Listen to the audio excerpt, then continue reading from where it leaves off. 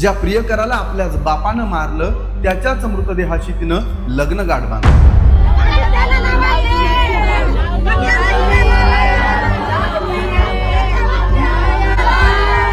तिथं सर्वांसमक्ष लग्नाचे सर्व विधी पार पाडले. माझा प्रियकर मरूनही जिंकला हे वाक्य आहे त्या मुलीचे जिच्या प्रियकराची तिच्याच भाऊ आणि बापानं गोळ्या झाडून हत्या. माझा प्रियकर मरूनही जिंकला हे वाक्य आहे त्या मुलीचे जिच्या प्रियकराची तिच्याच भाऊ आणि बापानं गोळ्या झाडून हत्या केली. नांदेडमध्ये सैराट प्रमाणेच ही एक अशी घटना घडली आहे. मात्र त्या मुलीनं नंतर जे काही केलं ते पाहून त्या मुलाचे नातेवाईक आणि सर्व उपस्थितांचं काळीज पिळवटून निघालं. ज्या प्रियकराला आपल्याच बापानं मारलं त्याच्याच मृतदेहाशी तिनं लग्न गाठ बांधली. खूप मन सुन्न करणारी आणि अंगाचा थरकाप उडवणारी ही घटना. त्या मुलीनं तिथं सर्वांसमक्ष लग्नाचे सर्व विधी पार पाडले. पाहूयात संपूर्ण हे प्रकरण काय आहे. नमस्कार, मी अभिषेक गावंडे आणि तुम्ही पाहताय लेट्स अप मराठी.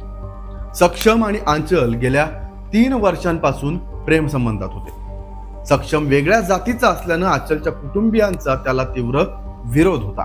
यापूर्वी सक्षमला धमकी देऊन आंचल पासून दूर राहण्यास सांगितण्यात आलं. तरीही दोघांचं प्रेम प्रकरण जे आहे ते सुरू राहिलं. अखेर संतापाच्या भरात आंचलचे वडील आणि भाऊ या दोघांनी हत्येचा कट रचला आणि तो अंमलातही आणला. गुरुवार 27 नोव्हेंबर संध्याकाळचे 5:20 झाली होती. नांदेडच्या जुना गांजी पेठ परिसरात 24 वर्षीय सक्षम ताटे याची गोळ्या झाडून हत्या करण्यात आली.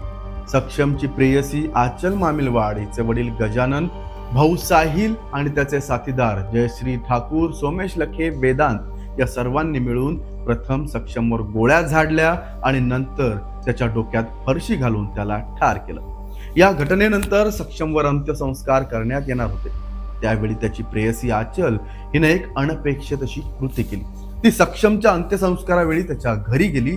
सक्षमचा मृतदेह घरी आणताच तिनं टाहो फोडला. तिनं सक्षमच्या मृतदेहासमोर लग्नाचे सर्व काही विधी पार पाडले.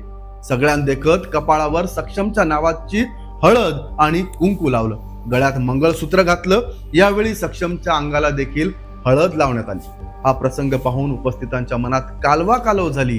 प्रसंग पाहून सर्वांनाच अश्रू अनावर झाले. सक्षम हा एका आरोपात जेलमध्ये होता.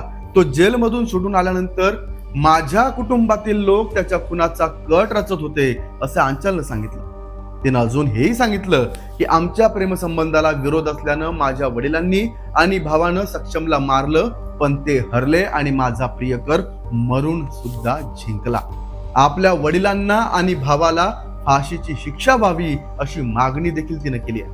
त्यातील आरोपी आम्ही आज अटक केले आणि तपास चालू आहे. पोलिसांनी आंचलचे वडील गजानन मामिलवाड यांच्यासह 5 जणांना अटक केली आहे. घडलेला हा प्रकार नक्कीच निंदादायक आहे. त्यामुळे तुम्हाला या प्रकरणाबद्दल काय वाटतं आम्हाला कमेंट करून नक्की सांगा. पाहत राहा लेट्स अप मराठी. सोशल मीडियाच्या भाऊ गर्दीत विश्वासार्हतेने चकाकणारे नाव म्हणजे लेट्स अप मराठी. सगळ्यांना, सगळ्या नागरिकांना ती स्पीच, ती लेट्स अप वरील मुलाखती म्हणजे विचारांचा खजिना. त्यानंतरच्या निवडणुकीमध्ये मला सोडून गेले. बातम्या केवळ वस्तुस्थिती सांगणाऱ्या, न प्रोपगंडा, फक्त जनतेचा अजेंडा. क्योंकि आने वाला कल जाने वाला है, जाने वाला कल आने वाला है. राजकारण, मनोरंजन असो की क्रीडा क्षेत्र, महाराष्ट्राची स्पंदने संवेदनशीलतेने टिपणारे माध्यम म्हणजे लेट्स अप मराठी. जगासोबत एक पाऊल पुढे राहण्यासाठी लेट्स अपचे ॲप, सोशल मीडिया आणि वेबसाईट सोबत कनेक्टेड रहा.